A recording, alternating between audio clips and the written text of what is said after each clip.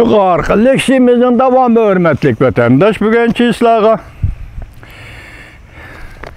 2020 yıl 9. ayının 23.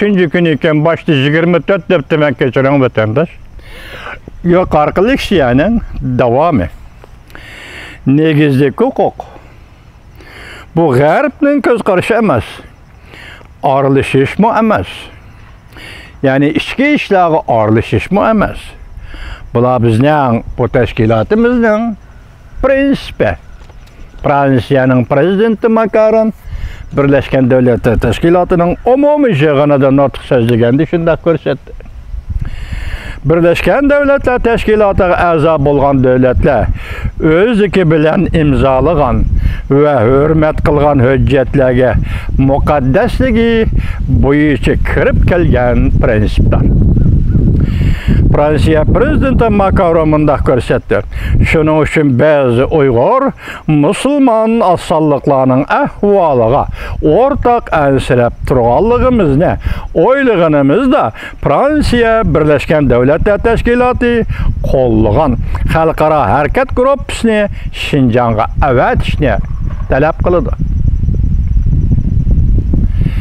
Avam Palatası Tashqi Munosabatlar Komiteti Osiyo Tinch okean gruppasi haftaning 2. kuni o'tkazgan Osiyo kishilik huquq va demokratiya qimmat qarashlari guvohlik berish yig'inida Michigan shtati Demokratlar partiyasining mansubi Andy Levin mundaq savol qo'ydi.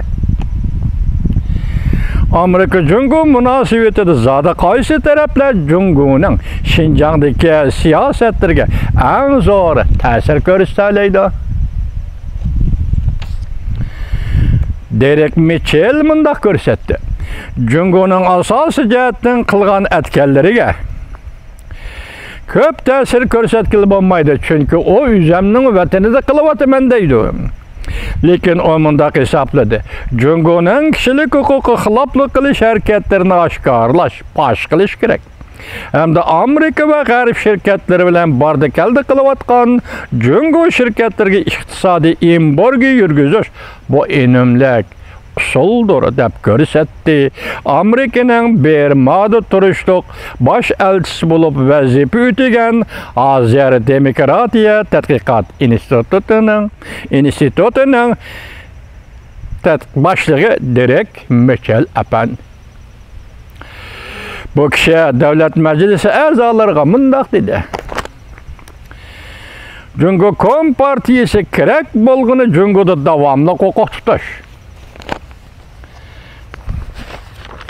Jonijan manfaatning birisi Tibet Şinjandan boshqa Jungo Kompartiyasining Jungoda davomli huquq tutish. Ularning usuli iqtisodiy taraqqiyot orqali bu maqsadga yetmoqchi bo'ldi. Shunlashqa ularning ham yoniga zarba berish kerak. Ularning innovatiga zarba berish kerak. Ular targ'ib qilayotgan Jungoning milliy gullanishiga zarba berish kerak. Men o'ylaymanki, bular Jungoga ta'sir ko'rsatadigan dastak bo'lib hisoblanadi. Avam Palatası Tashqi Munosabatlar Komiteti o'tkazgan guvohlik berish yig'inida o'xshashlar. Avam Palatası umumiy yig'in muhokama qilib, Uyg'urlarni majburiy emgak selishi cheklash qonunini ma'qulladi. Xudo xolisi bu qonunning leksiyasini so'zlaymiz vatandoshlar. Avam Palatası mushu haftada yani Şinjanda Uyg'urlarni majburiy emgakka selishni oshkorlash qonunini muhokamaga qo'ydi. Bu qonun loyiha Amerikada bozorga chiqqan shirkatlarning ta'minlash liniyalari jihatda oshkorlashini talab qiladi.